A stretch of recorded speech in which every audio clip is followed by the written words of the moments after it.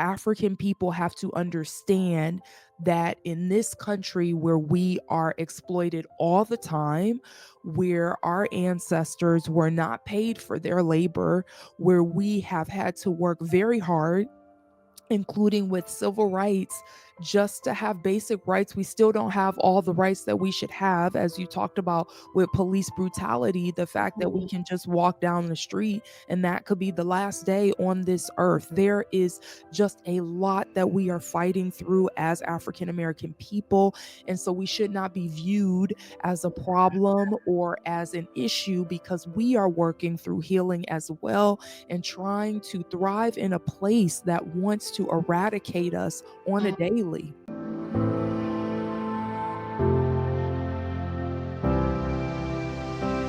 And once we understand that, it's not about you being from, South America, you being from North America. It doesn't matter.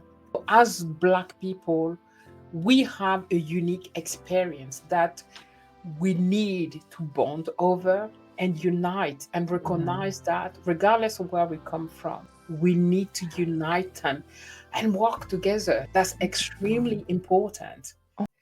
Hey guys, the lady that I have on the channel today is somebody that you want to listen to. The conversation is long. I invite you either to grab a cup of coffee or to listen to it as a podcast, because it's a powerful conversation. We're sharing powerful messages for Black people. She is an amazing woman. This is one of the best conversation I had on the channel, Dr. Maya. Hello, hello. Hey, Dr. Maya. I'm so happy to have you on the channel. Thank you so much for agreeing to come and talk to us. I've watched your channel. I've seen you live on some of our sisters, online on YouTube. And I thought I need to talk to her, right? So please, can you introduce yourself to our audience and tell us about you, your channel? Of course, I feel the exact same way about you. I've been seeing your content. I have been following you, watching a lot of your posts, and I think you are very incredible and very brave to be a solo traveler. So I love that. And I think we have so much we can talk about. So, as mentioned, I am Dr. Maya. I have my own channel that is called FlyLikeMePhD, and I encourage Black women to move or to live abroad. I have been to 45 countries. I have lived in 6 countries, and I just love travel and enjoy talking about it whenever I get the opportunity. So happy to be here. Oh my God, I feel the goosebumps just you talking. I lived in seven countries. Wow. I traveled to 50. And, somebody that's so excited about traveling, it gets me, because Yeah. that's my life. Like, Yeah. I'm a nomad, so I just love being on the road. Same. Um, yeah.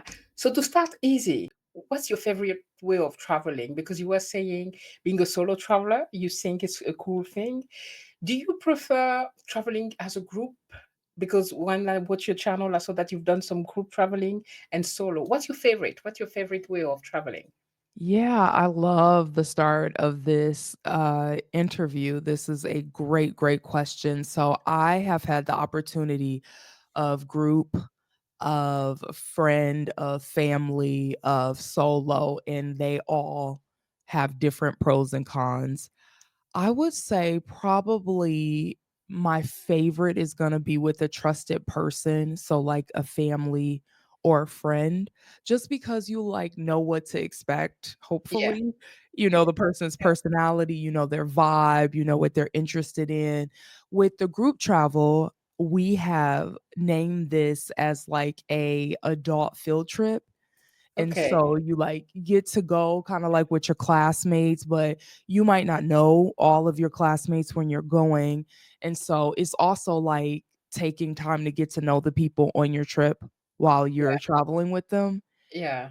And then solo, I have gone solo a few times, probably not as much as you at all. Um, but I felt like I missed someone, just having someone to, like, share the experience with or talk to about or laugh about things that were happening. But I will say that with solo travel, I love the ability to just do whatever you want. You don't have to ask someone for permission. So, I would say the favorite type of travel is gonna be with a family or a friend, one member, it doesn't need to be a bunch of people. Yeah. And probably the least is gonna be solo for me. Okay, that's fair. I used to travel only with my family, and then Mm, I started traveling solo 5 years ago. The thing is, my husband went everywhere in the world as a consultant. The guy doesn't want to travel anymore. He's happy to be at home. When he says traveling, he goes back to his home country in Cameroon.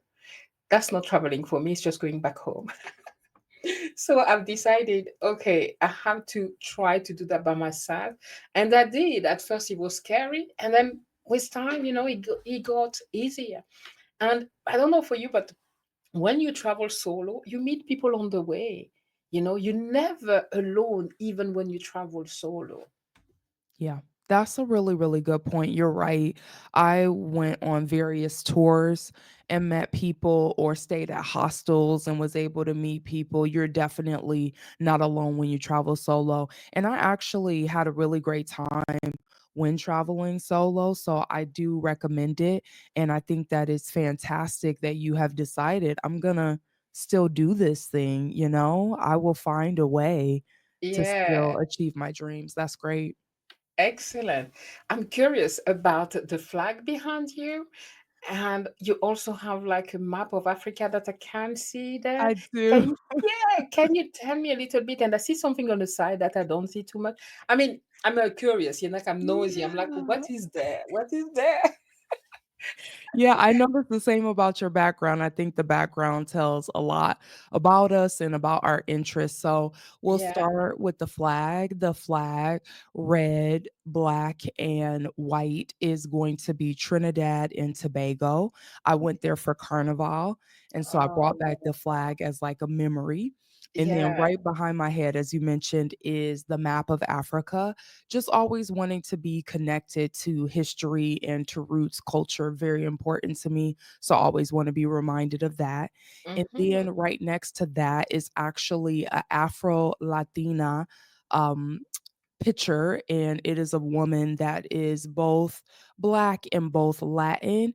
And it just, again, a lot of the research and things that I do really center black people and specifically center black women. So I Mm-hmm. always want to be reminded of that. I also am a second language Spanish speaker, and Yeah. so I have connections to Latin America and the black people across the world, as you can see, in Latin America, in the Caribbean, and in Africa. Very important to me. Yeah, that's excellent. I'll come back on the picture on about Africa. Then the Black Latino. I've never been in South America yet. It's something that I'm planning for my sabbatical. I've seen on your channel that you've lived in Colombia. Yeah. And can you tell us a little bit more about like the Black Latino? I'm really curious to know about them. I don't know much about that culture. Yeah.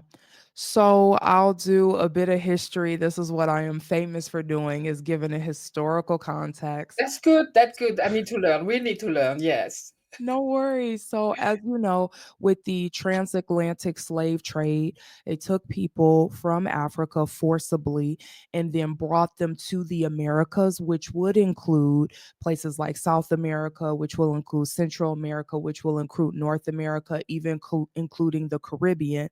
Yeah. So, in essence, a lot of Black people that are on this side of the world are connected, maybe by our descendants. Yes. Like, we are not directly related to each other, but our descendants may have come from the same places and Mm-hmm. just ended up in different countries or in different continents.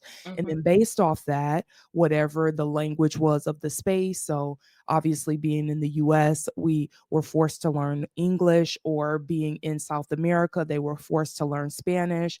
And so they have a context and a history that is connected to the space where they were brought. But a lot of the Black people that exist in the Western Hemisphere are here because of the slave trade, or descendants of people from Africa, as you know. And so what happens is there is this erasure that takes place regarding Black people globally, and the same thing has happened within Latin America. There's a lot of focus on people that are lighter skinned Latinos rather than Mm, people that are descendants of Africa. yeah. And the way it comes about of having Afro Latin is that these people have descendants, they are descendants from people that are in Africa, but they have been raised within Latin America and have that culture. So there's the combination of both Afro and Latin. And in Colombia, I lived there for an entire year. And one of the first ports where they brought enslaved Africans to was Cartagena, and Yes. that is on the Yeah. coast, and that Yeah. is where you will find a lot of Black people or Afro Latin people Yeah. within Colombia, but you can also find them in places like Choco, and also find them within Cali, Colombia specifically. Wow, that's beautiful. And when you were talking, at some point I got emotional because as an African person born, in Africa, I've been taught since I was a kid that everybody that look like me is my brother and sister. So for me, going, and meeting these people, and thank Lord for YouTube, for social media, because I'm able to talk to you. You see what I mean? I would never have been maybe able to talk to so many African American, and as you said, a lot of the people that have been brought, through slave trade, and landed everywhere. I did a poem about it, landed all over the world, right? Still somehow by the ancestry connected to the African continent. And for me, going toward and meeting what I call my brothers and sisters is so very important. So something I want to do is to go and meet the people from South America, because I don't know them. Thank you for sharing. And anytime you want to give some history in here, please do, because we need to be educated. We think that we're so different. We're not. But That I agree with you about people being our brothers and sisters in the African diaspora. Like, we are connected. yeah, Like, you can go to various places and see similar cultural practices yeah, to the ones that you practice, right? But like, we are not in the same space at all. But yeah, yet, you and I are connected in that way. We are connected with other people, all because we have a similar root of where we come from in history. So, definitely, when you get the opportunity, checking that out would be amazing. And for some of us, our goal is to see as many people from the African diaspora as we can the across the same. world. I know that's my goal. And that's why I wanted to interview, and I want to interview as many African from the diaspora, African American, whoever, Black people, I would love to come in contact and just, like, I don't know, close that bridge, get to know each other, learn about each other. And yeah, I'm gonna move away from this because it is really hitting home and make me feel so good, honestly, what you just shared. It's so beautiful. Thank you. And I feel like Trinidad behind you is something that was so good that you had to have the flag there. What happened? Is that the carnival, did you say? Yeah, Yeah. so Carnival was really, really fun. It's just a huge celebration. The music, the culture, the food, the people, the vibe. So back to what we talked about feeling connected to Hmm. people like brothers and sisters. That's how it really felt to me, was it was just fantastic to be around so many people that looked like me. I absolutely loved it. I had a great time. I also really like dancing, and that's Yeah, another piece that I think, yeah, remember how I told you how we can be connected even though we're not yeah, in the same space? That is a yeah. piece that, like, across the world, Black people connect a lot among True. dancing, and so just to, Absolutely. Yeah. yeah, just to celebrate and dance all the time in constant music, loved It's it. a vibration thing, the Vibration. music. It's something that, how when we hear music, the beats is something that inside you resonate with you, and Black people have that. When the music hit, it's something that's happening Yeah, that we have to move. we And have to move. yes, We have to move. exactly. Yeah. Yeah. So really, it's really important for me, this conversation, and talking to, people from the diaspora is extremely, extremely important. So would you say that, I have my questions here to make sure that I don't forget. No worries. 50 brain is like you forget. You reply to this one anyway. I wanted to ask what made you want to travel to Africa, and also, was this like a childhood, or something that you grew that grew over time? Were you conscious of that when you were a kid, maybe through family, your parents, or? Yeah, I really like this question. So, when I was a kid, my dad is someone that we would describe as radical. He Okay. always was telling me about Blackness. He was always letting me know about oppression, Oh, discrimination, whether I wanted to know or not. I remember just so much. My dad was just like, always like, the system is just taking us down. And I would just be like, what is the system? Why is it making my dad so angry? And so I just was very conscious of Blackness from a very, very young age.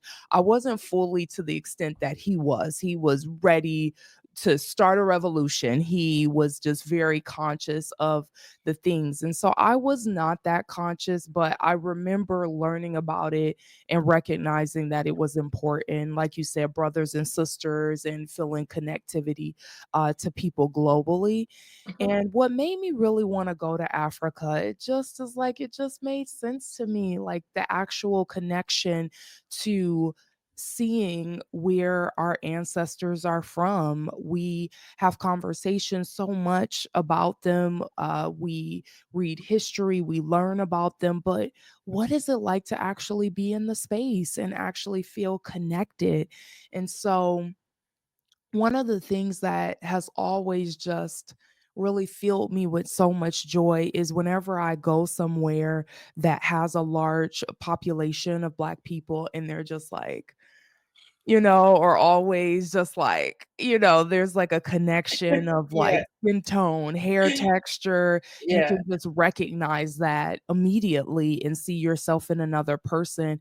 And so I'm just like always, I also am from Detroit, Michigan, that yeah, is majority Black people. So I'm used to being around a lot of Black people. So I'm like, where are they in the world? I want to be connected to that. And I yeah. was like, Africa, this makes sense. And so just wanting to see like the beauty, the history, the culture, meet the people, meeting and connecting to people is really, really important to me. And so I always just I want to be immersed. I got to know what's going on out there. I don't want to just learn from a book. I want to experience it. That is deep. That is deep. And again, I had a conversation on my channel with an African American and a Caribbean, Yes. and the stereotype that we have against each other, right? Yes. And when I hear you talk, for me, it's like every time I talk to a Black person from the diaspora, there's some healing that happened, Mm. because as an African, I always felt so disconnected, so far away from my brothers and sisters, or felt like there's so much distance, so much separation between us, right? And so when I even find the Exodus Summit community and the brothers and sisters, the sisters, because we sisters more, I mean, there's her husbands there, but like accepting me in the community, it was like mending, is like I'm sometimes afraid to say that because I'm afraid of people thinking that I'm thinking I'm more that because I'm born in Africa. It has nothing to do with that because I grew up with you are my sister. So you wanting to connect with me and Africa, it's like a piece of me is back home. It's crazy. I just been raised like this, you Yeah. know? And so, yeah, anyway, I'm going through the emotions right now. Let's, It's okay. It's okay. It's an yeah, emotional experience. So yeah. when you talked about like it's healing for you, what do you feel that the conversations do to you to allow you to be able to heal? Oh, I feel whole. I feel Mm, so much connection from from um, because growing up, there was a lot of separation between the blacks, the Caribbean, the African American, and as an African, I always felt that rejection toward my brothers and my sister, brothers and sister from the diaspora, And so when I came to the group, I felt a bit like, oh, am I going to be accepted, rejected? And so every time I discuss with the sisters from, our community, it's something that touched me deeply. It's just like, I don't know, it feels like home. So it's a lot of healing. Even me talking to you right now, it's something that I find so deep and beautiful, and because for me, when we talk about ancestry, there's a lot of African American going and want to see where the ancestry came from, who want to be connected and rooted. And I think it's important that they feel at home when they arrive, and that do hope the African countries, make sure that they welcome the children's back and make sure that the regulation are made easy for them to come back home. Some countries have done that, but I think more need to be done, and that's where unity need to come, toward Black people. So, yeah, I don't know if I answered your question, but it's like, it's bringing so much that, yes. yeah, Yeah, I love that this is healing for you. I agree. Especially now, we can talk about all of the things. We can yeah, talk about how we were hurt in the past and how yeah, we were divided, and we can yeah, work on not doing that moving forward. So I'm so exactly. glad that you feel welcome and know that you absolutely are. And that Yeah, even outside of, if you felt outside of the community, some of us that are even within the community are afraid, because they have divided us amongst people within our own community. They have put us against each other. So I think for all of us, it is a place of healing. You're probably right about exactly. that. Yeah. Exactly. I've watched a few of your videos where one of the title of the video was Black Women in the Motherland, My Travels to 5 African countries. I did love that video. And guys, go watch it. It will be in the description. It's amazing. And you even did a follow-up video where you explain where you've gone. The great video. Anyway, your whole channel is just amazing for travelers. There's so much into it, and just I love your authenticity. So when you decided to go to Africa, right, how did the people around you reacted? Family, friends? Good old reactions to Africa. All right. So, first of all, one thing that irritated me was I was saying I'm going to Tanzania and Uganda, for example. And I noticed that people will always be like, she's going to Africa. And I would tell them, I'm going to Tanzania and Uganda, or I'm going to Nigeria and Ghana. But it was like, people could never remember the countries, and there's been like this stereotyping of the continent as, I guess, one country, and so it's always just a reference of Africa rather than recognizing individual countries, and 54 countries at that, and Yeah, the diversity of that. So that was peculiar to me, is yeah, that I would tell them every time specifically where I was going, but they could never remember. yeah, yeah. That's a classic. That's a classic about like uh calling the continent Africa and as one country. But I will give you a little confidence.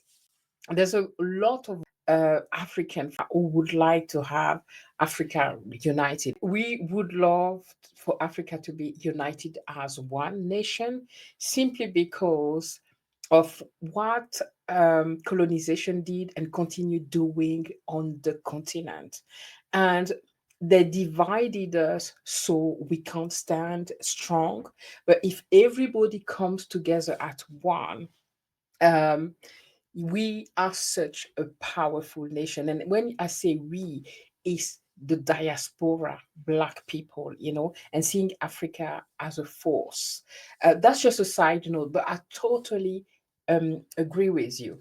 When I will tell people I am from Gabon, like South Africa, no. Is Nelson Mandela your president? No, I'm from Gabon. Like, they would not hear that, because for a lot of people, Africa is South Africa. A Oh, lot, I don't know if you came across that, but a lot of people is like, they don't get it, or they don't understand that Africa has 54 countries. It's so diverse, as you say, yeah. from the north, the south. North to It's south, east, west, so diverse. We yeah. speak Spanish, we speak English, we speak French, we speak Portuguese. There's so much in Africa. People don't understand that difference, and I like what you say, that you wanted to make sure that people understand that you're going to Tanzania, you're going to specific country, and it's also educating people. Yeah. Yeah, and that's amazing. But I just wanted to talk to you about that side note of a lot of the African growing ways, wanting to, I don't know, be less imposed by the Europe and etc., and be able to stand on their own, but by allying and being together. Being together. Because division, as you were saying, even within the continent, the way we've been divided, one is French, one is English, one is Spanish, one. Oh, You see, so it creates some division as well. And that's why it's really important that the black people from the diaspora, African from the diaspora, need to come together, yeah. need to unite. And yeah, so you've been to many countries in Africa, and when I see on that video, you went to 5 countries, right? So which 5 countries, you name a few of them Yeah. already, did you visit, and in what order? And was it something specific about this country? What called you to this country specifically? So now we're gonna get into those specific Yes. names. I love this. I love this. Yeah. I also wanted to just validate what you said about solidarity Yeah. after all of the things that have happened. The continent has been destroyed in so many ways and harmed in so many ways. I mean, in ways that people are still harming and To this day. disrespecting Yeah. the continent. So I'm with you. I hope there can be some solidarity. I hope that there can be some peace. I hope that there can be some reconstruction and bringing back, building back up the continent after the things that have happened to destroy it. Thank So I also wanted to let you know one more thing was that when I told my family about it, they were actually really excited for me and they really wanted to see pictures and things. So when you talked about my channel and making sure I have a video on things, a lot of people requested to see pictures. And I think my family also wanted to be connected to the experience because I just think, if I'm being honest with you, I think a lot of African Americans don't have the opportunity you. to Yeah. go and may not ever have that opportunity. So sometimes they have to live vicariously through those of us that had the opportunity to go. Yeah. Okay, so I, when I you want to I yeah, want to ask you something yeah, because of please. what you just said. How old were you when you decided to go and visit Africa? Yeah. So the countries, your previous question, the countries that I went to in order was, I went to Morocco, then I was in Tanzania, I was in Uganda, then I went to Nigeria, and I went to Ghana. Yeah. I actually went to Morocco when I was about in my 20s. Because I studied abroad in Spain. So one of the places that I lived abroad was in Spain. And then I took a ferry to get to Morocco, and it was just an hour. And Yes. so, yeah, so it was, like, really Yeah. convenient, and our Yeah. program had offered the opportunity to go there. And so Yeah. that was my first African country that I went to, and we could talk about that and Yes, we'll do. what that was like. You know, you wanna talk about diversity, Yes. North, oh, North Africa, which is different from South, I know, I know. from You what. know what? You know now why I was talking about unity, but yes. Yeah. Yeah. Oh, man, we could have some real conversation about unity with that. Yes, and then the rest of the countries I went to when I was in my 30s, early 30s, and so those countries, you asked me what pulled me or caught me to those countries, it was a Black travel group that I went with, and those were the places they were going, was Tanzania and Uganda, and I was like, "Sounds fantastic." Yeah. I have had a North African experience. I would like to have an experience that is not that. Yeah. And again, we can have more conversation about that because I was like, I don't really feel like this is connected, or I didn't necessarily feel like the motherland experience I was expecting Yeah. being in Morocco. And so I was like, just anywhere that is not North, I am ready to go and see. And Yeah. then always just wanting to see Nigeria and Ghana specifically because a lot of us have done like ancestry tests and found that Yeah. we have some ancestry connected to those countries in specific. Okay. So I was like, let me get to those two. Yeah. For me, when you name, I mean, we'll talk about Morocco later. I've did a video recently saying my five favorite country. I'm like, when you want to go to experience Africa and you've been to Morocco, okay, yes, if you're a traveler, just say like, yeah, I've been to the continent, but you have not experienced the fullness of Africa if you stop in Morocco and South Africa, right? Because there's a lot more than that. And anyway, let's move on to that. And then I want to know about Ghana and mainly Nigeria. Ghana, I understand. Ghana has had a policy for a long time to Yes. call, African American back home. And regardless of that, I've been to Ghana, but the visa process was difficult. And you spoke about that Yes. on your video, and you had the same experience. Yes, definitely. Yeah, Oh Ghana, yes. So visa experience very complicated. Even from people that are Ghanaian, they had said that they were having troubles trying to get visas in Ghana. And so yeah, definitely if people want to check out my channel and check out that video about that yes, experience, it is there, as yes, well as if we need to have conversation about how to help people to get a Ghanaian visa, we can do that because you and I have been through it so that other people don't necessarily have to have the same struggles that we had.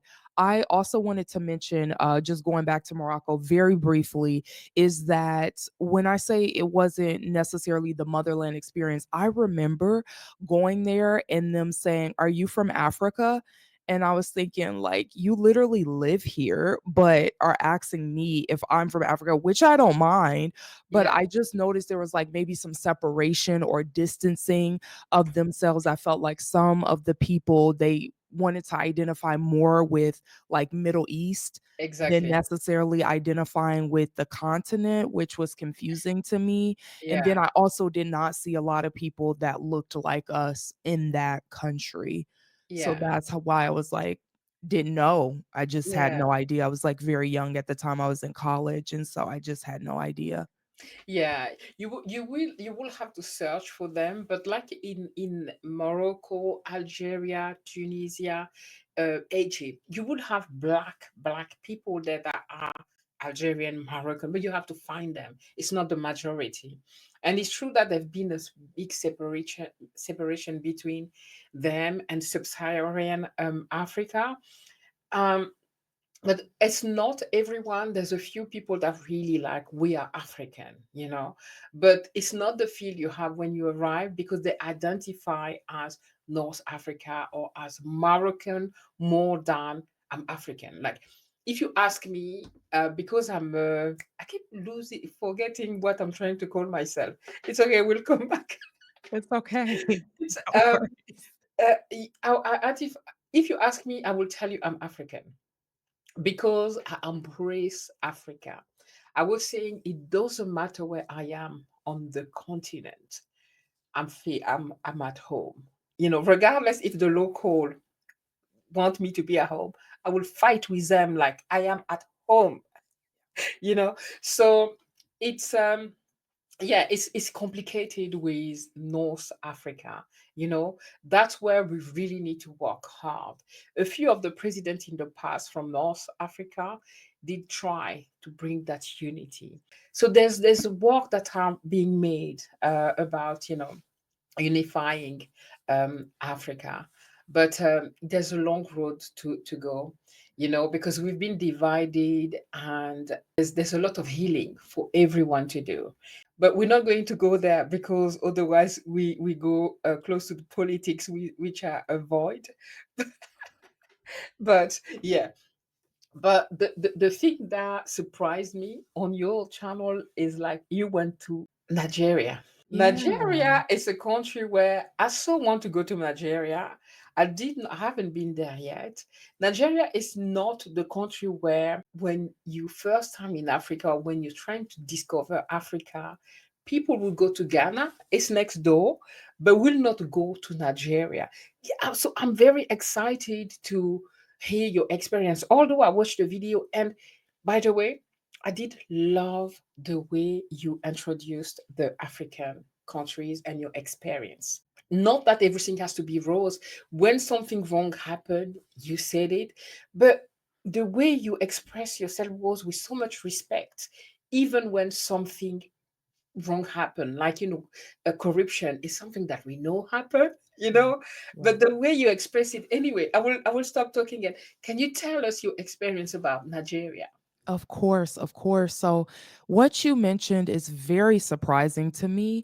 I thought that people were interested in Nigeria as well. And I realized on my Black travel group, there were a lot of people, lots of people going to Ghana, and very few people going to Nigeria. And like you said, it was next door. I was like, I don't know what's happening here. How did we miss this? I don't know. If you have any thoughts on that, I would love to hear from you about that too. But I can definitely tell you my experience there. I had a really, really wonderful time. I felt very, very, very connected. So if you are trying to find a place where you're just like, we are everywhere, surrounded connectivity, it's going to be Nigeria for sure. I really love the experience. I talked about the fact that, I had told you that even though diasporically we are all spread out all over the world, there are some things that we have in common because we Yeah. kind of share a cultural identity. With the Nigerians, it's going to be dressing. They Oh dress my God. impeccable style. Yes. Impeccable. I was like, I have never seen, oh, we are just going down the street. Oh, we are just going to visit a friend. We're just going to the store. Yeah. I'm like, that probably is where a lot of our style comes from, because like even for African Americans here in the US, a lot of times being stylish is very important to us. And I'm Yeah. like, I could see connections from Nigeria of how we got a lot of our style and the value of looking a certain way or, going somewhere and letting your outfit speak for you. Exactly. Yeah. Nigerian knows how to dress. And my husband is from Cameroon. Cameroon and Nigeria share a border. Oh, So okay. when I just arrived, because I grew up in Europe, so I had to relearn the African ways. And so when I went to Cameroon for after a long time, and I saw women on the street, I'm like, are they going to a wedding? No, they're going to church. Exactly. I'm like, what? And the dress to the nines. I'm like, you feel like and the dress when you're there, because I'm like jean basket, wherever. I'm like, and people will look at you like, what are you wearing? You are so right. We literally it's almost like you were there because we had asked someone at the hotel. We saw people super dressed up. We were like, "Is this a wedding?" They're like, "No, they just came from church." What? What? I That is the know. church outfit. What is the wedding outfit? I know. These people dress. It's like Christmas, New Year. I had one dress because I'm trying. I don't like stuff. I travel with one backpack. I don't want stuff. But for New Year they have a dress. Christmas they have a dress. I mean, every event they dress with the hat with the. I'm like I can't do that. But it's beautiful to see. Beautiful, It's beautiful to see. beautiful. To come back to what you were saying, I even ashamed to say that. I went to Ghana. I wanted to go to Nigeria. I couldn't. I felt that I need to come back to see Nigeria on its own. It Okay, cannot be a trip where I'm just bopping one country to another. got it. Nigeria need my full attention because there's over 200 million of Nigerians. Nigeria is the biggest country population wise in Africa. You know that when there's a lot of people, I think there are 230 millions today. It's huge. Cameroon are like 30. Gabon, where I come from, they're like 2 million. So you can see the difference. So when you are in Nigeria, it's fast paced, right? There's a lot of people. And also because a lot of the majority, like how do you say that? The the age of African that is they're very young. A lot of people are still Mhm. trying to look for job and hustling and grinding. And so corruption is something that is known in Africa. And unfortunately, Nigeria has a very bad rap all around, even in Africa. I think like everywhere, you have to be aware of your surrounding, like anywhere you go in the world, Yeah, and just pay attention, right? right. Where you're going, not walk at night, etc. You do that everywhere you go. That's why I loved your experience when you shared. And I've seen so many people talking about their experience in Nigeria, and they had a good experience. Okay, got it. You know what? I appreciate you so much because you've given a lot of context to help us understand the corruption. So, like you said, anywhere in the world, we need to watch what's going on. Obviously, crime and corruption occurs everywhere.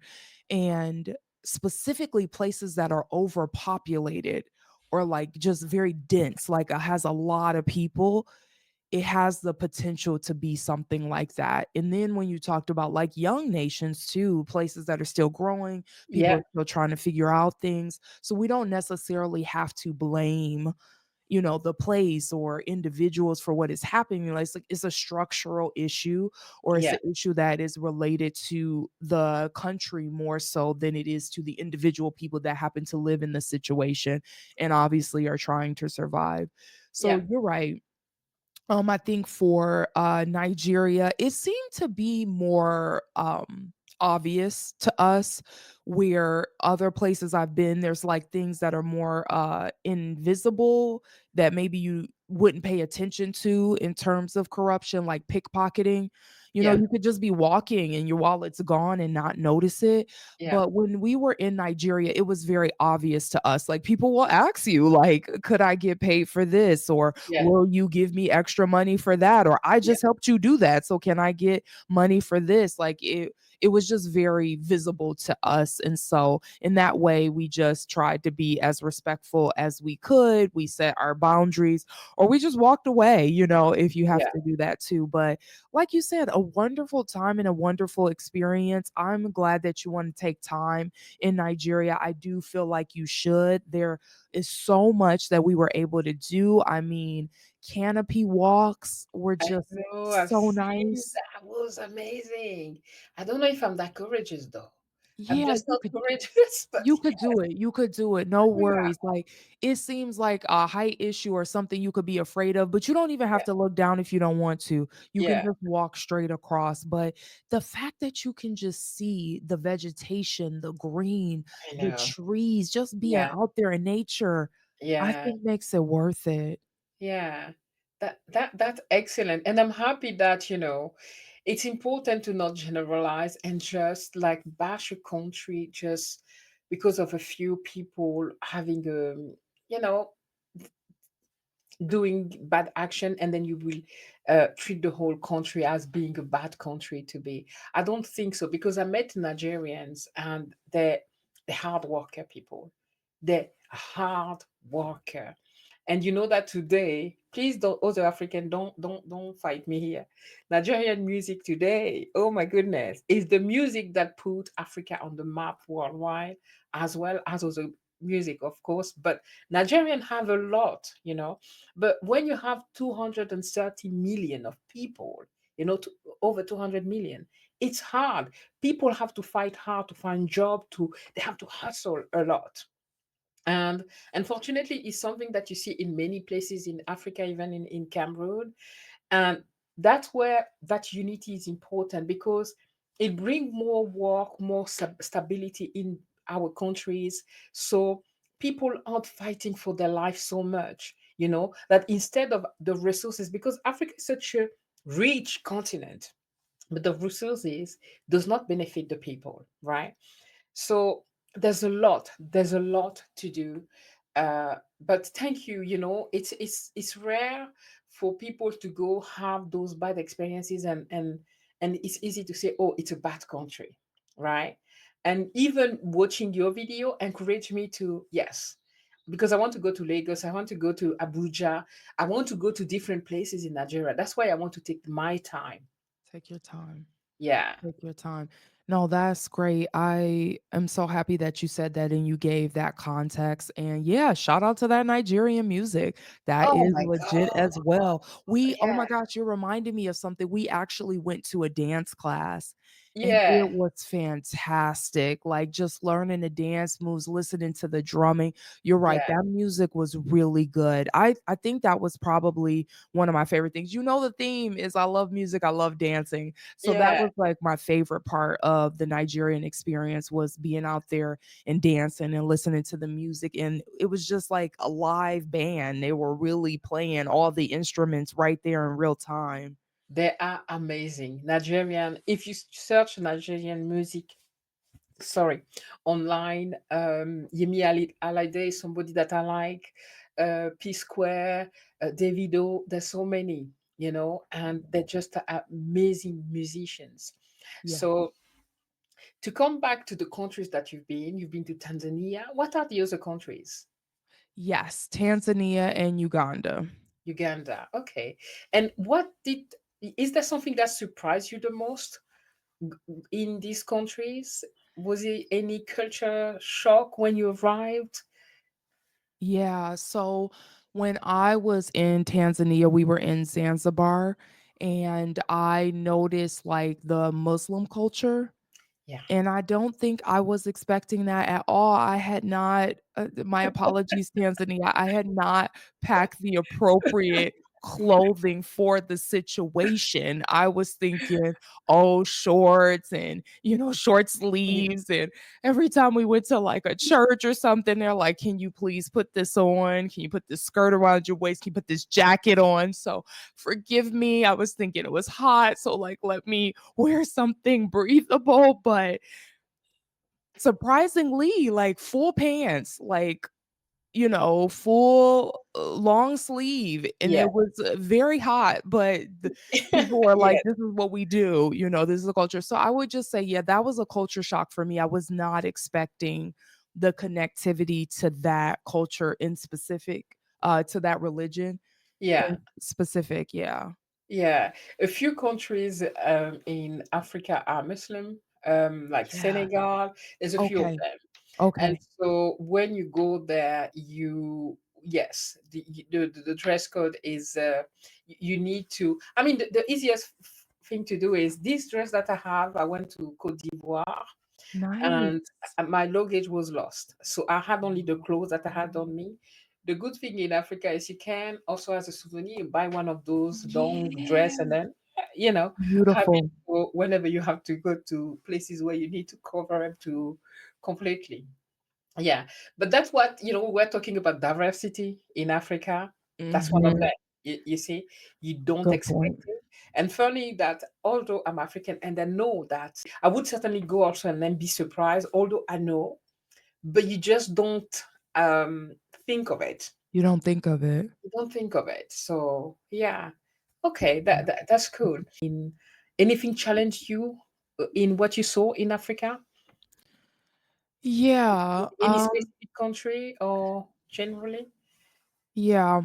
So when I was in Uganda, I was not expecting it to be so cold when we specifically were going gorilla trekking. We went like very high up in order to be able to see the gorillas, and it was freezing. I just Freezing. was thinking that all about see here I am making it a whole, oh, we all No, need to no, work on that's this. so interesting. That's so interesting. I wouldn't know. I would not know. In Cameroon, what I was shocked is you would wear a shawl. You need a jacket. You see them with coats. And I'm cold at night where I need like a cover Yeah. because there's like a lot of mountain. But when you say freezing, that's Yeah. surprising for me. Yeah, it was You very know? surprising for me. We had to drive northern to, be able to see the gorillas, and in the hotel that we stayed, it was super, super cold, and so I guess Oh, that's another thing that is a challenge yes. is that we might think that all of Africa is just hot, but it actually is not. There It's are not. actually some places that can be cold. And when we Yeah. were in Tanzania as well, and we saw the Maasai tribe, Yeah. like they had maybe like a cover, like you mentioned, over them because it was also cold when we went to visit them as well. So there are areas that could actually be pretty cold. Yeah, that's a very great point for our listeners. If you do want to go to Africa, do get prepared. Have something, a layer, in your bag because you never know, mainly when you go in the forest, you know, Yeah. and it's very, very cold. Yeah, I, I know when we go to the village in my husband country, you need to have layers, you need to have like something to cover yourself, otherwise you'll get sick. You need a shawl, you need a jacket, and it's something that you don't think of. Myself, by the way, I pack my things all the time and I go with just t-shirt, nothing warm. I forget. I'm going to Africa, okay? And then I arrive at the airport and it's in the evening in Yaoundé, and I'm like, oh my goodness, why is it cold? Why is it cold? Yep, you're You right. forget. Yeah, You are so that's a right. very, very good point. And so let's come to the food because Okay. you spoke about the food. Are you a vegan, vegetarian?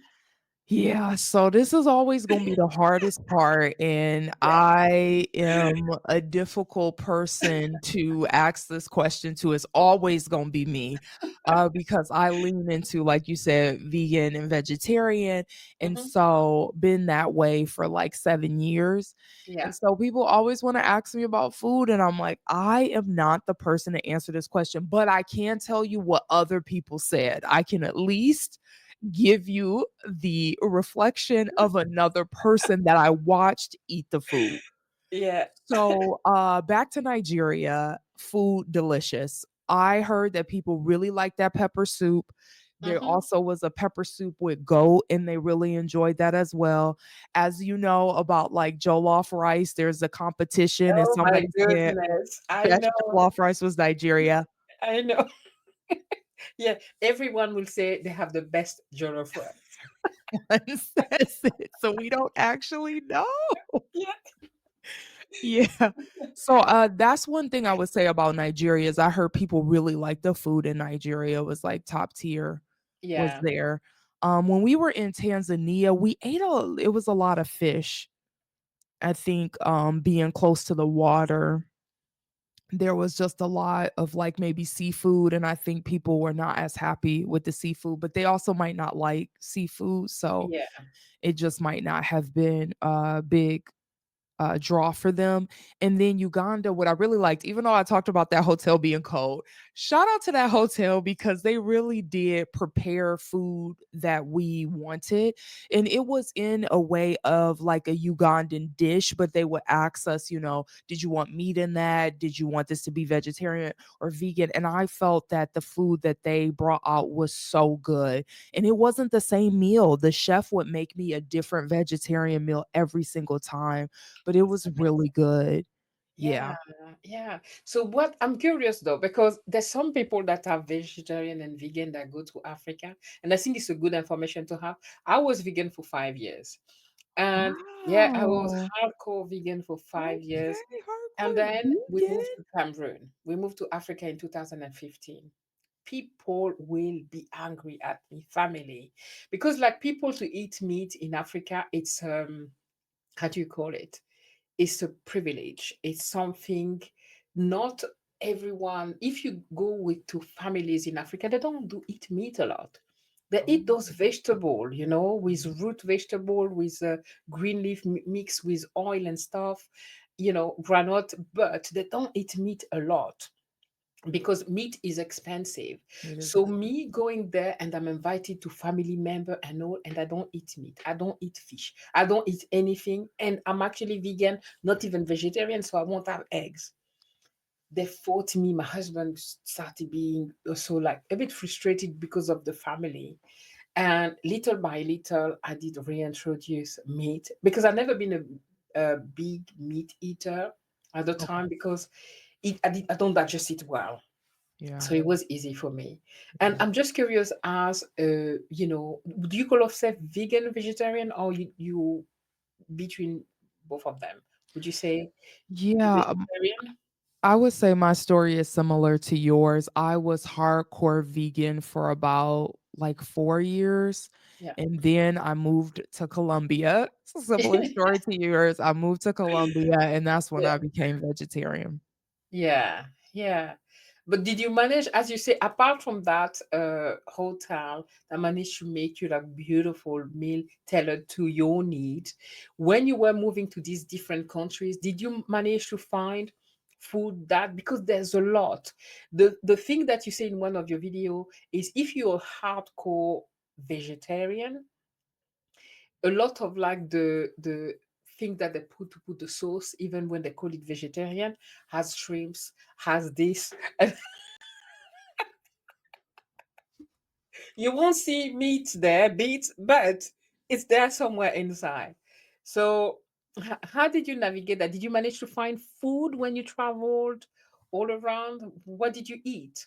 This is, yeah, great, great, great question because what you're speaking of is actually when we were in Nigeria, there was a spinach soup and Mm-hmm. they told us that it was vegetarian. And then we went and tasted it. I actually didn't taste it. It was somebody Yeah. else that tasted that was also a vegetarian.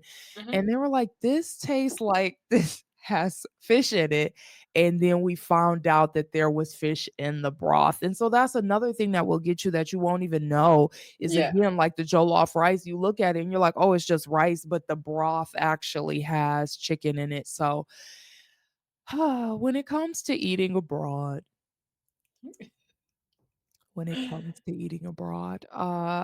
thing I would say is to be flexible, like just to know that sometimes it's not always going to be what you want. Sometimes it's not always going to be delicious. Sometimes it's not always going to be what you expected. And to just be kind and to be polite and try to explain in the best way that you can.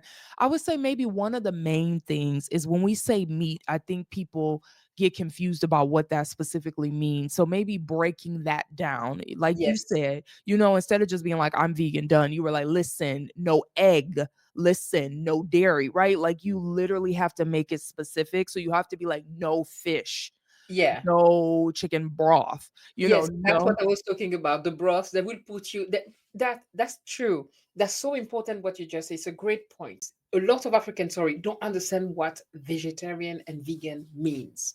Like, why won't you eat meat and why won't you eat food? Because you are in Africa and they have like uh, in my husband place, they have like everybody in the home have like a potager, that's French, like a little garden with like food, and they have everything. They have salad, tomato, avocado, spinach, everything to make you a good meal, like pineapple, but they will tell you they have no food. I'm like, did you see what's on the front of your yard? Like, look, There's food. I can make my breakfast, lunch, and dinner there. And they're like, we don't have food. And we don't have food means we don't have fish. There's no fish. There's no meat. So there's nothing to eat, right? So when you go there, it's very important to specify what Specify. vegetarian and vegan means. Don't go, I'm Specify. vegetarian, I don't eat And meat. so, yeah. If they just put like a fish Yeah, the or broth. the broth, Yeah, exactly. yeah. Fish broth or beef, for them, that's vegetarian. They didn't put any meat in it, right? So what are you talking about? Why are you What are you complaining? talking why are you complaining? I will also say probably in all of the countries that I've been to, I could find something that met my needs. So specifically in Morocco, right, they have like a lot of beans, they have a lot of grains, they have, just thinking of like how they have those baskets, like really large baskets with Yeah, all of the different so you can definitely find things in Morocco that yeah. would be vegetarian or would be vegan. And then I also just want to mention in Tanzania and actually in Ghana, I found a vegan restaurant. It was Oh, one, but it was there. I wow. need you to know it was there and it was Okay. good. Was it African owned? Yes. Oh my God. Yeah. That is amazing. Do you have the name of the Oh restaurant? my gosh. I wish I had the Oh my name. God. I wish I This had is the name. amazing. Yeah. I Because wish I often had when you will see like a African, like a vegan or vegetarian, it's often somebody that is there as an expat and Oh, have the restaurant, you know. got it. If you see who's the owner behind the restaurant, not the people you see there serving, you know. It's that's interesting though. It's really interesting that you find a vegan restaurant. Yeah, so Yeah, you can look it up. That's what we yeah, did. I will, And yeah. sometimes they will have them. Yeah. Yeah. So I know you almost, I think you answered to that, but I still want to ask, like, what moment made you feel connected? You spoke about having that dance class in Nigeria, Nigeria, yeah. right? So, what type of dance, by the way, was it in Nigeria? Before you answer to this one, Oh did you my know? gosh. It was the cultural dance. I don't know the name of the dance, but they, like, Wow. taught us a specific Nigerian dance combination. Did you have to dress up a certain way, We did or did not, they but teach some you? Yeah. yeah, we didn't, but some of the people were dressed up a little bit. Yeah. Yeah, that is cool. So, is there a specific moment in any of these five countries where I feel you connected. felt connected, most connected to the motherland? Yeah. I will also say now talking to you, I am gonna do my homework every time I go back because I plan to go to other African countries. I will write and take notes this time, restaurants, names of things. I Indeed. will let you know Yes, so that because you can be you said something so important that a lot of African American may not have the privilege to travel to Africa, and you are like that their way to be connected, yeah, right? got it. So and your channel is so amazing. Please don't feel bad. We learn all the time. My the preconceived idea that I have about the continent Right. is that we're not vegetarian or vegan, but that's not true. There's a few people that are vegan and vegetarian. So Yeah. that's a very great point Yeah. to say, yeah, you can actually find it may be rare, but this they exist, is there. They do exist. Yeah. Yeah. Okay, so what made me feel most connected? I would just say, so as I mentioned, I'm from Detroit, and I would just say if like Detroit was a country, sometimes that's how I have felt in African countries. I was like, I just felt so comfortable looking around, seeing so many people that looked like me, feeling so connected to them, people embracing me, like you had mentioned earlier, as a brother or a sister. Yeah. Obviously, I'm not a brother, but in the global sister and brother, I hear just like you. feeling so connected to people.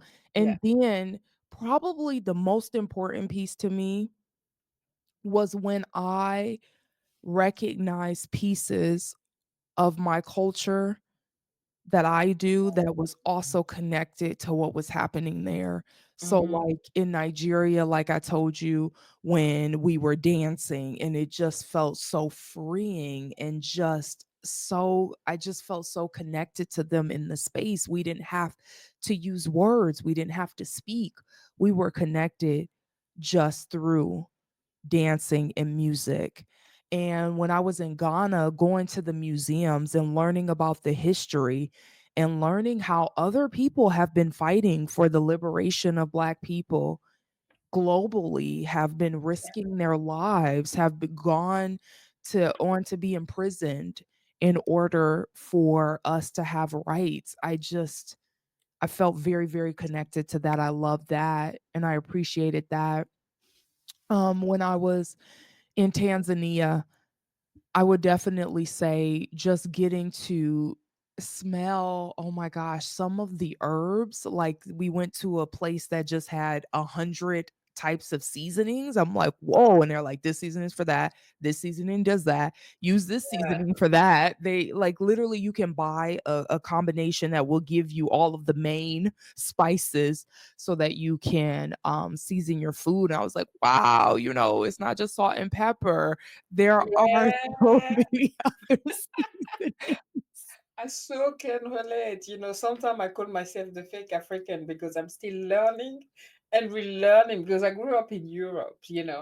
So, and when I go, it's like for fish, they have this. For fish, the good thing is you go to the market and you like, I want to make fish. And the lady that's there knows what herbs to give you to make Yep, the fish or to make exactly. this or to make the that. So, Exactly, yeah. exactly. And then in Uganda, I felt like the people were so nice, Oh, just like so encouraging. That's when I went bungee jumping, y'all. yeah. Yes, I went Oh my bungee goodness. jumping. Yes, yes, And they yes. were just like cheering me on, like a celebration. Every time we did something, people were just so happy and welcoming. We went ATV, gorilla trekking. It was just always like you were moving with family, Yeah, or moving like with an old friend. And it was just beautiful. I would love to go back. I would love to see more countries. I would love to explore more history. So I'm very thankful. I'm very thankful I've had the yeah, opportunity to see what I've seen so far.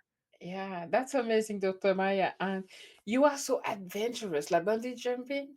Like, and the guy trick you or something? Like, did he push you before you Oh were ready? gosh. Yes, yes, yes, yes. He will forever know. And I told him to his face too.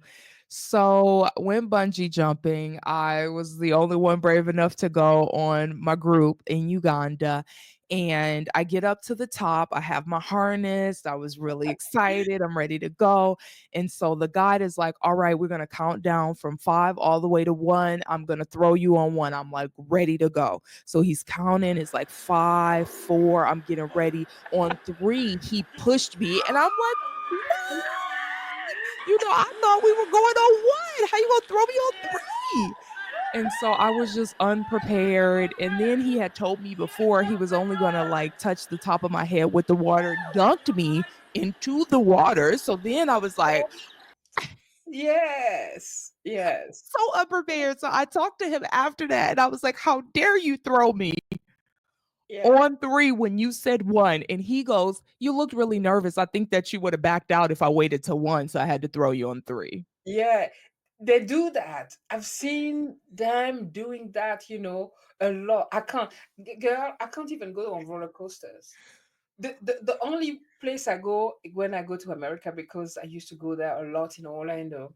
We used to have like a timeshare there with my husband very long time ago. And Epcot, that's my thing. Like, we have the same in France, Futuroscope, where, you're sitting there and it's a 3D, but you put me on the roller coaster, I have a heart attack before the thing goes down. Like my husband, my 2 kids, they love it.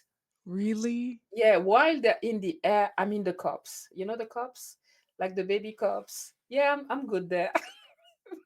You're safe. I'm safe. You're But you feeling are great. courageous. That's amazing. Something that you took from being on the continent that you think will never leave you. Something that will never leave me is the place of no return. I Mm, definitely always have to make sure that I am learning and connected to the history, and I feel like this is the piece that is connecting us as people from the diaspora. That place right there is what connects us, and it always just, like, hurt my heart to know that that was the last place that many people were before they were forcibly taken, and that's their last memory or opportunity to be in their own country. And what has been happening now, as you mentioned, is that now we are being welcomed back.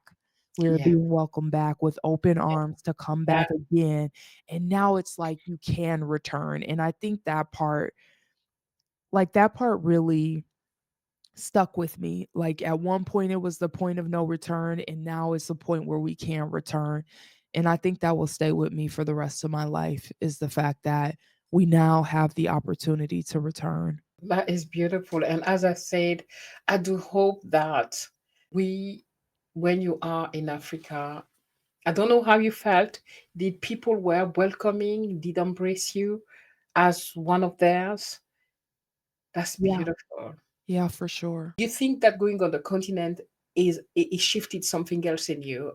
I don't know if I make sense Okay. there. So no, you are making sense, and this might be controversial. I would love to hear your thoughts on this. Yeah, One of the things that shifted, like you said, I already had some knowledge, but I was unprepared, was the fact that I had learned that there were actually African people that contributed to selling people into slavery. yeah. And that was super harmful and is still, like, very hurtful for me to even think about right now. And so I wonder, yeah, to you even, like, how we reconcile that, to know that even though, we are connected to these people and we have ancestry in these people, that they have made mistakes too and caused harm for some folks that were in the transatlantic slave trade. You know the way I'm gonna answer to it, because I'm really uh somebody who's very down to earth. It's not to down play what you just said. We are human and greed. The only way I can reconcile with a lot of like African selling their own people is greed. And when they came, oh, that's what I wanted to say. They came with a lot of lies. You Oh, know, they came with so much lies. They tricked the people. They called our religions, our as being sorcery. Is that how do you say it? yeah. Like a voodoo. It's bad. They rip us off our tradition and etc. And they brought something that they said would be good for us. And I think a lot of these people that were selling, they were the weakest one. They lost their own people. Right. Family were separated, They right? were. You know, Mhm. and they're the people that were taking them as puppets. I Right. mean, I'm just imagining and what I've read, but it's an excellent point and something that I want to maybe read more about to understand better, Right. you know. Right. But for me, it goes down to just greed, and some people you will see that even in one family, you may have somebody that will try to steal from the brothers and sister, but you still see it in Africa today. What is corruption in Africa today? Why are African countries so the population is so poor, like in Congo, when they have gold everywhere? Gabon has 80% of the resources, it's oil, right? And but the Gabonese people aren't rich because there's that greed. Corruption in Africa is those dictators staying in power for 40 years. And you will see in all these countries, you will see the president and their family and the people in the government, rich and the kids abroad, having the best medical and blah, blah, when the people in the countries have nothing, greed. And that's unfortunately is human. That's where I reduce it because of human, us being humans. There's so much greed. There's always wanting more, the selfishness. And for a lot of these people, that's what our some of our presidents are doing. You know, they're giving the raw um, material, like the richness of our soil. They're selling it for peanuts in Yeah. Europe and etc. for their own gain, right? But the population have nothing because they're not working for the population. So, and I know that was centuries ago, but I will call that back to this. And don't forget that when they came to uh, for enslave us, what's something that I always say is a lot of children from Africa got stolen, mistreated, killed, thrown overseas. You know, a lot of I visited Goree Island. Benin is a place that also it's amazing to go to learn about history. And the thing is, I lost the master of thought. I get excited when I talk about that. And the thing is, a lot of African countries have been colonized. Colonization is another way of slavery because you are not free of what you're doing. You don't have agency on yourself or anything, right? And most country in Africa got the independence in the 1960. That is young. Yeah. Yeah.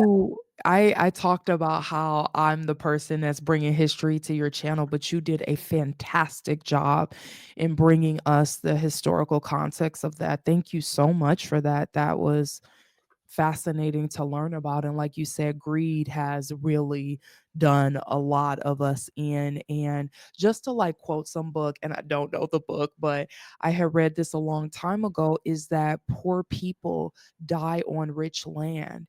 And that is what you talked about, like how Yeah. these places have so many resources, but yet people Yeah. are not rich on the land No, when they could be.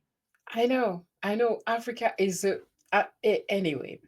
But what I know to be true is there's a lot of awakening, Okay. and that's thanks to YouTube, to social media, because what we couldn't see before, we can see today, right?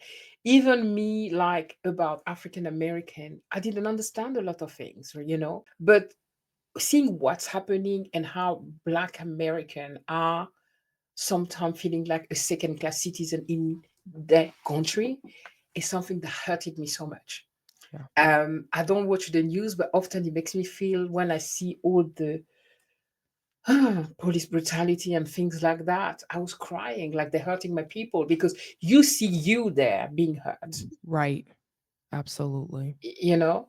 So, yeah, see, there's a lot. Yeah. Yeah, it's hard because when we see people in the diaspora that are being harmed, like you said, you feel like it's yourself.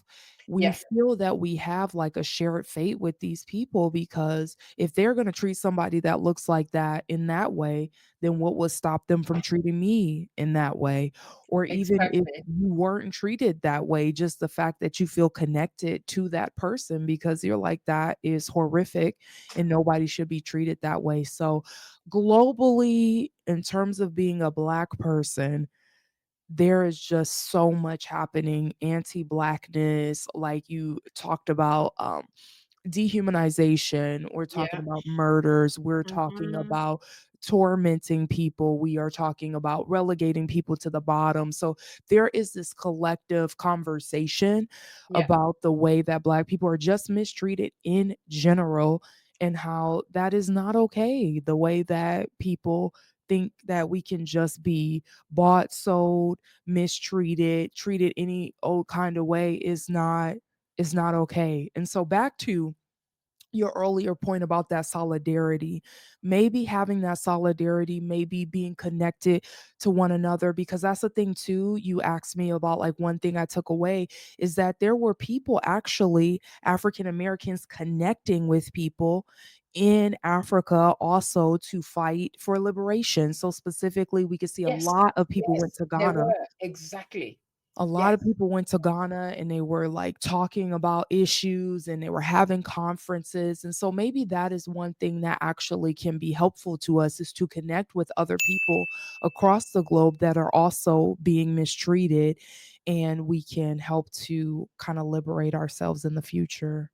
exactly, exactly. And that's a great point. And it's happening. I feel it happening where and you said something that's very important is a black experience, regardless of where you are. We are a race that is, I don't know, wherever you go, being a black person is something that is bother other when we just want to be. We I just want don't to know a lot of races that when you want to go to a country you like, am I going to be safe? Us as travelers, right?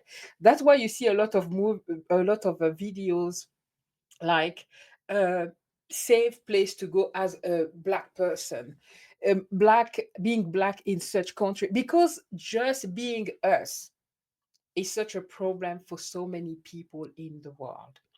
And once we understand that, it's not about you being from South America, you being from North America. It doesn't matter. As Black people, we have a unique experience that we need to bond over and unite and Mhm. recognize that regardless of where we come from, Yes. we need to unite and work together. That's Oh my God. extremely important. Oh my Uh, gosh, you need to tell everybody this. That was gold what you said.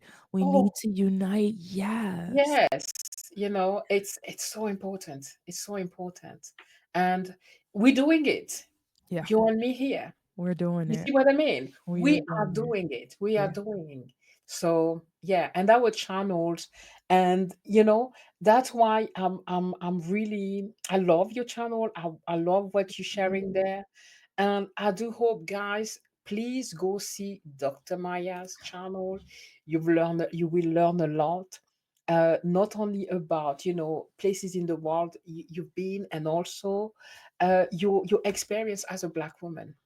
Thank you so much for You that, know. and I just wanna let you know that I love your video on those 5 African countries.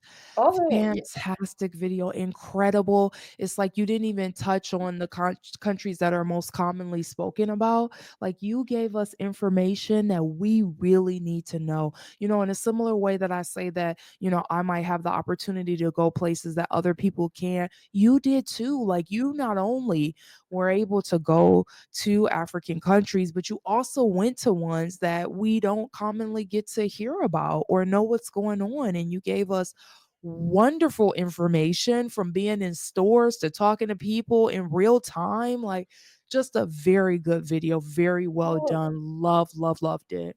thank you so much. And that's important. My goal is to visit every countries on the continent. God Do just it. give me I want to do it. It's a lifelong goal.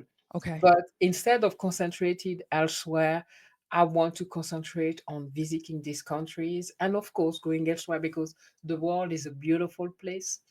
As travelers, we know that. So yeah. I know I've taken a lot of your time. Would you allow me a lot more? We're coming to the end soon. Is that Yeah, okay? yeah, I of have a few more course. questions for you. No So worries. I'm here. excellent. I'm having so much fun being here with Me you. too. I'm Me having a good time. too. So the next one I want to ask you, let me see if I move that here. Right. Yeah. Because of what we just said now, right?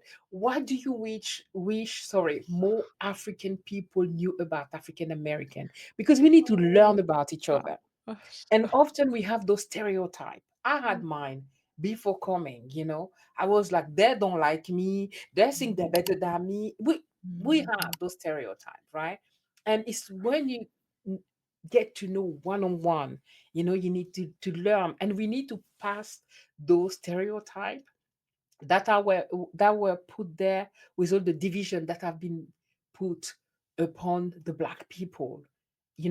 Move past that. So what do you wish African people knew about African American? Okay, I'm gonna take this on. There are a lot of things that we need to know. Okay, first of all, I am going to speak for the community. I would take the time. I don't often like to speak for the entire community, but I will take the time to, first of all, I want to apologize to African people for the stereotypes, for the tropes, for the mockery, for the jokes that we have made as African Americans. We had internalized at some points that Africa was not a place to be desired or of interest, or that we should distance ourselves from that continent, and that we were in some way better. And it is absolutely not true. And so I just want to recognize that. I think a lot of times I remember as a kid, there were definitely some people in my class that had African heritage. And I remember like how much they were teased for skin color or for hair texture or for their name. And so I just want to recognize that we acted inappropriately. We have continued to do that in some ways. And I just want to recognize that that was something that should have never been done, and something that also should not be done at this point. Thank you. Now, on the flip side, about like what you say, what they should know about us is that I have noticed within the US, there can be some divisions with African Americans and African people, and that sometimes African people are interested in distancing themselves from us. They have Yeah. stereotyped us as lazy and uneducated, and not necessarily using opportunities or that we have been given to create a better life for ourselves. When they are in the United States, they have the opportunity to have more chances to do well than we do. And they also will end up being fetishized or exoticized as the other that is preferred over African Americans. And so I also think that that is an issue.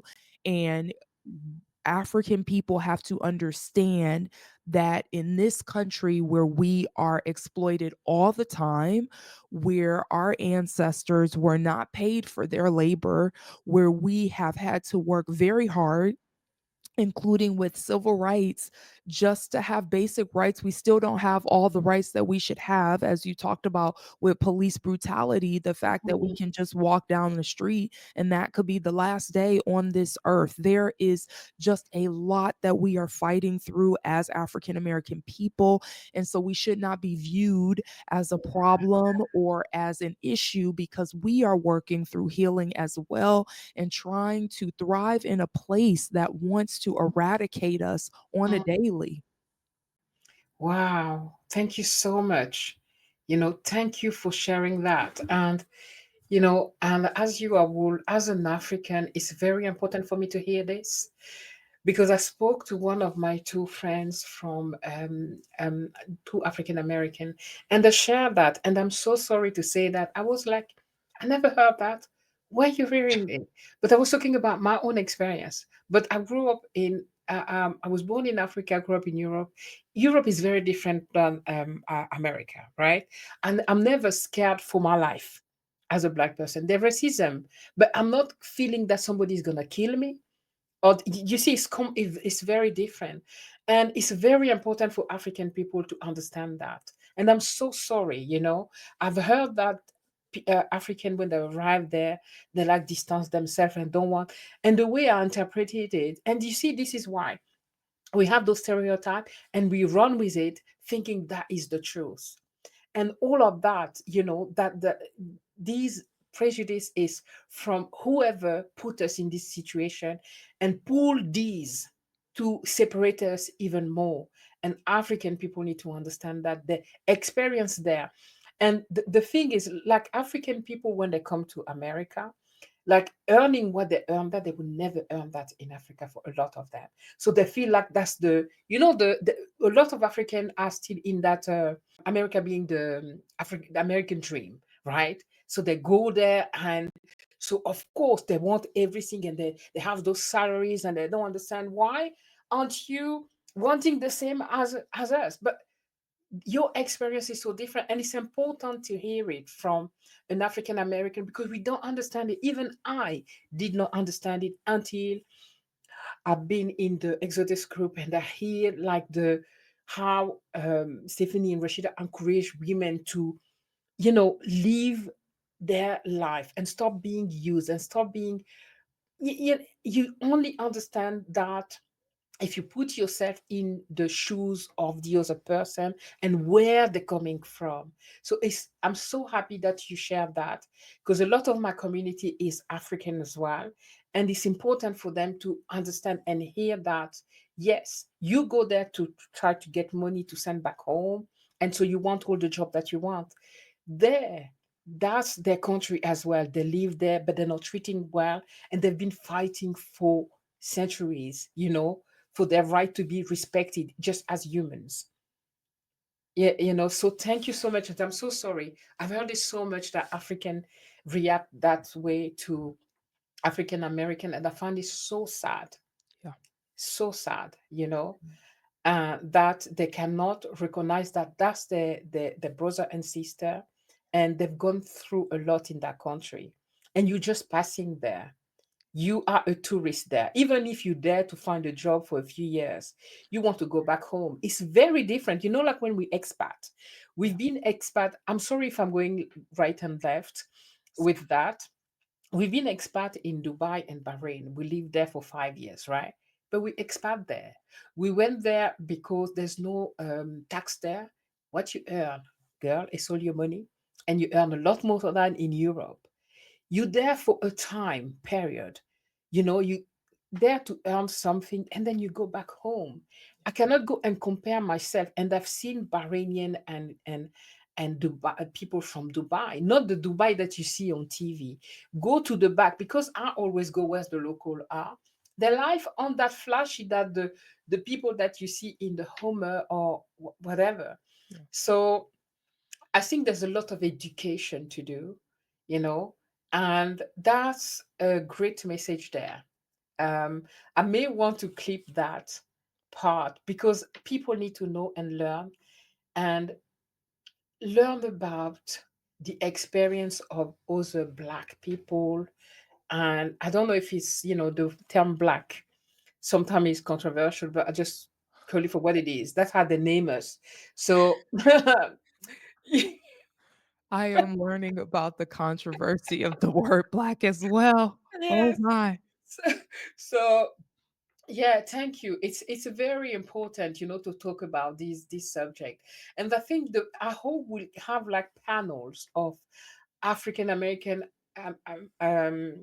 Caribbean, etc., and where we really try to understand where you know, each of us are, and the experiences, right? And Yeah, so, yeah, again, I'm sorry. I'm very sorry for that's the okay. African there. And I hope they can listen to this message, Yeah, and understand that the experience they have there, it's not the same as you are having there. They're passing. they're They're passing passing. by. They're You're right, passing by. and I appreciate your apology. No worries. I mean, we all have caused harm in some way. Like I told you, we have, as African Americans, are not innocent either. We've caused some harm too, and I'm sorry for the harm that we have caused as well.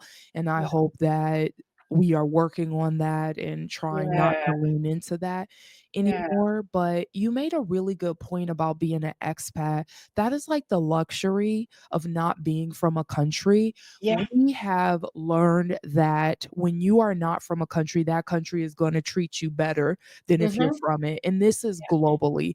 Yeah. The country that you're from kind of takes advantage of you, is exploiting labor, treating you how they want to treat you.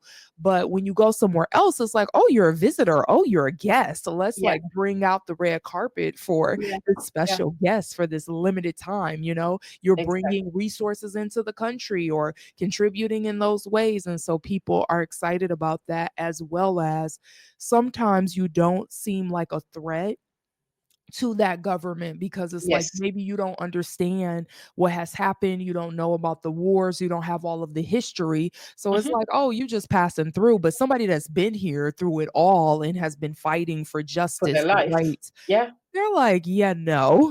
Those are the people that they really are going to give a really hard time because they know what's happening. They're, exactly. close to the experience. They've been there every day. But somebody just coming as an expat or a tourist, like, you don't know what you don't know. No. And so they can take advantage of you not knowing and be like, welcome and let's have a great time and let's treat you well because who knows how long you're going to be here. Exactly. You just see the fireworks, you arrive, oh wow, America is big and etc. And I'm pay this and I'm pay that. But you don't understand the roots. And that's why we really need to come together, even during the Black Lives Matter, etc. You know, you saw, our America has done a lot for the freedom of all Black people. That's something that a lot of us need to understand. Because even for the African country today that's still colonized, even if they say that, we are independent, please, a lot of us still live under the. Anyway, let me go there.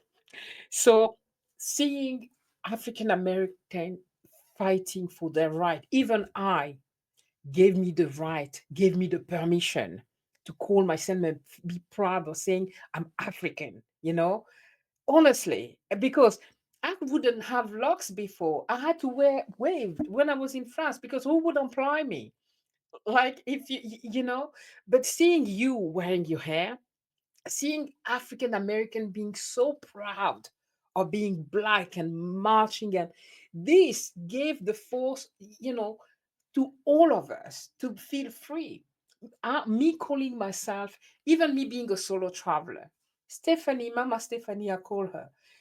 I saw that Black woman. She looks like me. She has my skin. And she dares traveling the world, bopping around, quitting her job. What do you mean? What do you mean? What do you mean? What do you mean? You know?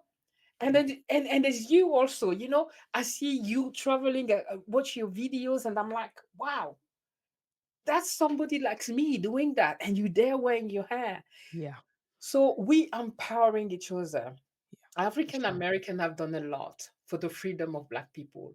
And when Yeah, I say freedom, even feeling free within yourself, within being yourself. happy to be you, being happy to exist as you, allowing yourself to be okay to be Black. Yeah, yeah. There was, a You whole know? natural hair movement in the Yeah, US where it was like we were really embracing natural hair, we were working there's been a few movements because back in the '70s, people were wearing afros a lot too at yeah, that time, and, it became associated that hair was very political. It was like very radical. So if you were wearing a fro, if you were wearing locks, then you were like a controversial figure or a yes, person. So yeah, then it became a time of like, okay, are we going to assimilate and straighten hair to be perceived as, normal, I guess. I don't know. Or are we going to wear our natural hair and be perceived as rebellious?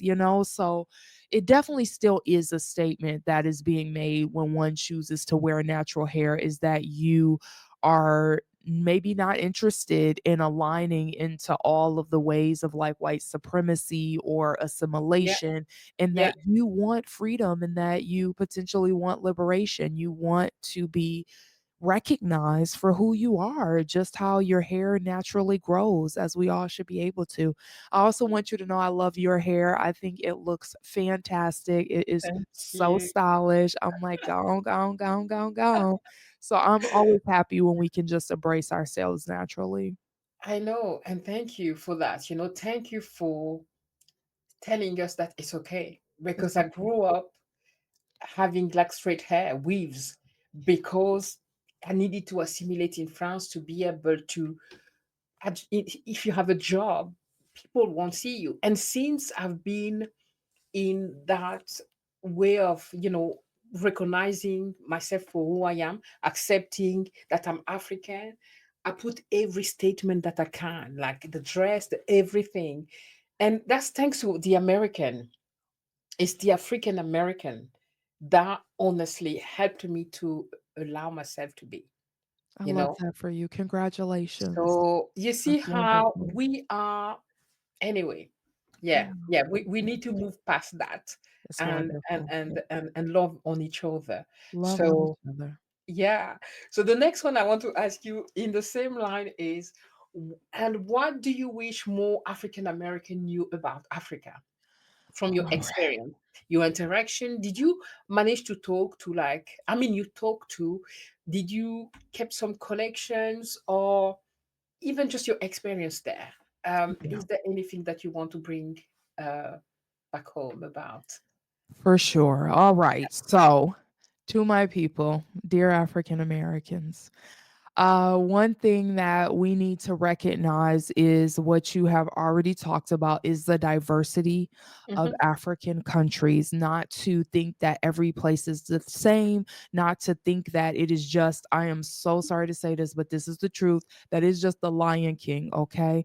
It's Africa is more than the Lion King. I just got to say this because they keep showing the Lion King, okay? There's I five know, versions, I 15, know. real life, imaginary. I don't know how many times we can do this, but that is not all of Africa. There is so much more. There's so much culture, like we talked about. There's museums, there's libraries, there are activities to do, whitewater rafting. We talked about bungee jumping. There are spices, there is food. Like, there is so much more than that. And we need to take the time to read and to learn up. Even if you can't go to an African country, just read up on it, learn more. You already talked about YouTube. There's so many videos. Take a look and see what is out there. It is such a beautiful and rich place, and we got to learn more about what's out there and not just what is being fed to us on Disney Channel. Exactly, on this nature. Yeah, no, that is so true. You know, in Europe, when they talk about Africa, you will see a poor African skinny kid with a big belly, naked, with a fly and snot on his nose. That's the Why are image you they've saying been this right now? Oh my God, stop. that's the image they've been portraying forever. This, Forever. this is why even today you have people, you're like, don't you have YouTube? Don't you have, you know, that there's more, and a lot of African and even people like you who travel and talk about your experience. That's bring like that educates people, you know, Yeah. open people horizons. This is why us as travelers, we think that we may be just going to places and like experiencing life and culture, but we do a lot more when we put that out there for other people to watch, Yeah. because we're teaching also people, we're educating, you Right. know, we're Absolutely. showing maybe what people can't see by I themselves. see. So it's really important. I know we already spoke about that, but if you just had one word, or I don't know, about how can we build that bridge, you know, make it stronger spiritually, culturally, emotionally, what would you say to all the us? Yeah. You have some incredible questions. Thank you. How do you come up with all of this? These are really good. They're like really thought provoking. They're really deep. I wanted to mention what you said about the African child with the belly and Mhm. the skinny and famine. And I actually remember when I was a kid, there would be commercials like that, like it only costs $1 to Yes, and yeah, it does. what? This is disgusting, and it would be a white man talking about Yeah, how it costs yeah, $1. I'm like, "Then yeah. why don't you pay that I know, $1?" I I don't know, understand. I know. And that, Yeah, like you said, that's another, like, really negative depiction of yeah. the country. I forgot about that. I'm, like, focused on Lion King, but that was the whole thing. They Yeah, had you see, commercials you for had that commercial too. It's worldwide. Like that commercial is crazy. It's, yeah, yeah, so disappointing. So we're moving away from that. We're getting yeah, real experiences and we're talking specifically to yeah, Black people that have been in the space about what their experiences were. So, in order to bridge a stronger community spiritually, culturally, and emotionally, I think we're going to first start with emotions, right? Because this is what we can like do within ourselves. yeah, Emotionally, we need to do some healing, as we've talked about as Black people globally. We just need to do some healing. We need to unlearn things that are problematic, harmful, negative depictions, negative stereotypes. And we need to, as you've already mentioned, love on ourselves, love on each other, be connected to one another, and recognize that we are brothers and sisters in this struggle for liberation. We are together in this. We are not separate. You do not have to do this by yourself. We No. are here with you, and Mhm. we would love to be connected to you. That's the first thing emotionally.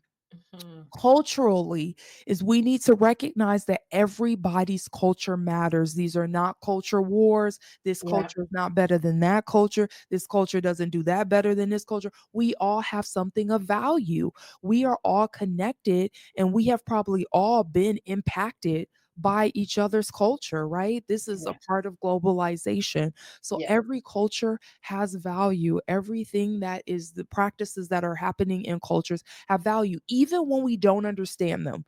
When we're like, that just seems strange to me. Why would a person do that?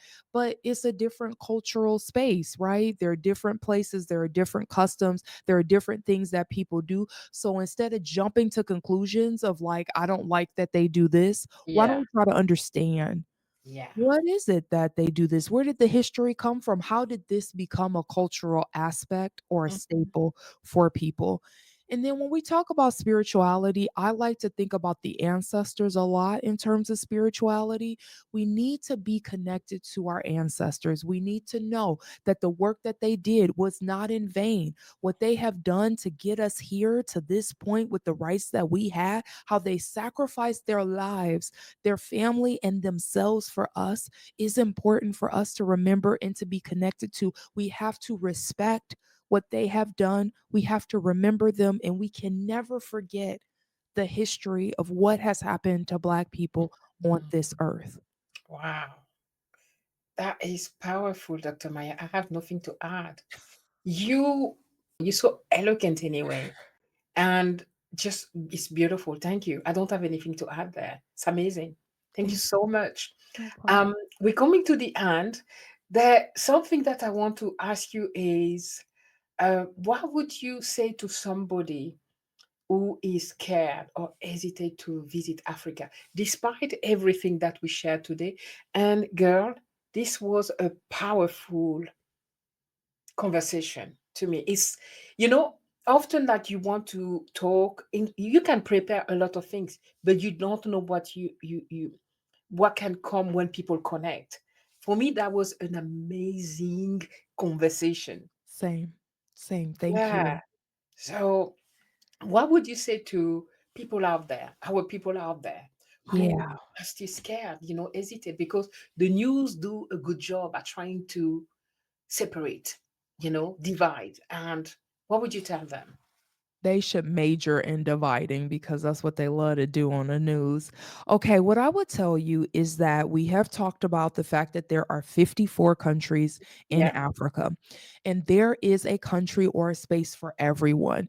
Like maybe the space that works for one person doesn't work for you. And so, what you need to do is do your research. What are you looking for? We have talked about the fact that North Africa is going to be different from the South, is going to be different from the West, is going to be different from the East. There are different histories, there are different cultures. We also talked about there are different religions, there are different languages. So, what I would say is maybe start with a list. What are you specifically looking for in your experience within Africa? Is it to connect to the motherland? Is it to connect to a specific language? Is it to learn about the history? Is it to see specific architect? Just deciding what you're looking for, and that will help you narrow down what will be the best space for you. And then once you start to find out the country that you think aligns with you, you can find a specific city that also matches with what you're looking for. Are you looking for a big city? Are you looking for a small city? Do you want to feel connected? You already had mentioned that in when you go places, you like to be around locals. Are you Yeah. the type of person that wants to be with the locals? Do you want to be around other tourists? Like, you just got to figure out What is it that would make you feel the most comfortable? And you can start there.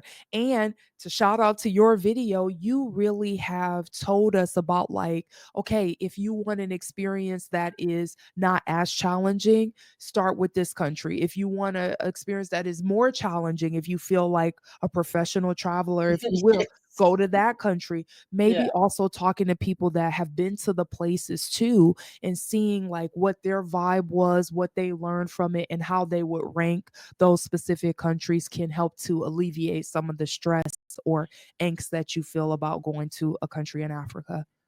That's an excellent point. That's an excellent point. Um, so, Dr. Maya, we're coming to the end of this conversation, and 2 hours, my goodness, and I didn't see the time pass. Yeah, I no had such an worries. amazing time with you. Thank you so Great much. time. What do people need to know about you? Is you have if you have anything to share, please do.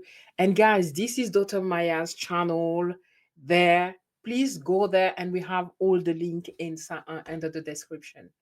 Wonderful. Yes. So, you all, if you want to help me out, definitely check out my channel that is below, Fly Like Me PhD on YouTube. I want you all to know that I do a lot of country scouting. I talk about different places that I have traveled to in terms of what are the pros and cons of living there in case you're interested in moving abroad, or if you just want to travel, like I just mentioned about how you can have the opportunity to learn from others about a place. We have done the work so that you don't have to. You can Yeah, listen to our experiences. You can be in the comment section conversing with us so that we can talk about that. And I would really, really encourage you to subscribe to my channel. Always interested in growing my community and love having conversations with you all, love learning new things. So if you love travel, as I do, please stop on by and we can have a wonderful conversation about that. excellent. And I totally agree. You have the Trinidad Carnival there. You went in 2024. Were scouting Mexico as well. You talking about, books to read while traveling. And there's a video that I liked also where you talk about certain prolific Black revolutionary and their travel. I find it amazing. I mean, there's so much on your channel. You were giving tips for people anxious, Black travelers. Because as we said, when you're a Black traveler, you're like, can I go there? Am I going to be safe? If you're anxious. Yeah, And sure. there's so much that you guys can find on Dr. Maya's channel. Dr. Maya's, before you go, it's difficult for me to let you go. You're such an amazing person. I just Thank love talking you. to you. I love And talking to you so too. you said you would like to go to other countries, whether it's Africa or elsewhere. What are next on your channel? Where can we see you, you know, going? Okay, yes, this is Next. a good question. So I am going to half answer it. Okay. And the half that I will answer is actually for my birthday this year. Normally, for my birthday, I like to go abroad. That's Hmm. how I celebrate aging. And so Nice. I am going to be going abroad, but I will be announcing on my channel where I will be Oh, going. So yes. I'll let you all know that it will definitely be in South America, and I will let you know where that is later on the channel. So if you're interested, you should check out my channel and then you I can love find out where I'm going. Yeah, guys, go subscribe right now because it's gonna be something amazing. I want to discover South America, and you already know because you live there. So I know it's gonna be good. I can't wait. Yeah. I can't wait to see where you're Yeah. gonna go to celebrate. Thank So you. yeah, it was an amazing conversation. Oh, So good. so nice to have you here. I would love to have you back at some point. Okay, that sounds So fantastic. so It was really great to talk to you. I want to really thank you from the bottom of my heart for having this platform and for speaking on all of the things, for letting us into your life and giving us a lens into your travel so that we can see things from your perspective too. I've learned a lot from you, and you've encouraged me to travel to some other countries as well that I didn't consider. So we appreciate you for that. excellent. I appreciate you too, sis. So guys, we're gonna say goodbye now. It was such an amazing. Please in the comment and go see Dr. Maya's channel and do subscribe and say hi in the comments. Right? Okay. All right. Bye for now and see you next time.